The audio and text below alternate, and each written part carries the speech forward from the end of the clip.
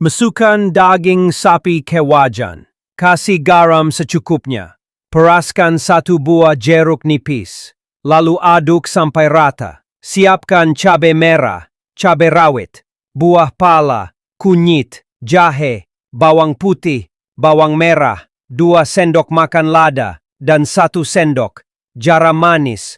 Lalu masukkan daun pandan dan rempah-rempah lainnya ke dalam wajan berisi daging. Masukkan bumbu yang sudah dipersiapkan ke dalam daging, lalu aduklah sampai merata. Setelah itu taruhlah wajan berisi daging yang sudah dicampurkan bumbu khas Aceh dan rempah-rempah alami lainnya. Masaklah daging sampai matang sambil diaduk-aduk sesekali. Setelah daging agak mematang dan kuah agak mengental, tambahkan sedikit air agar aroma dan cita rasanya mengebang dan kuah menjadi lebih mantap dipandang. Aduklah sampai matang.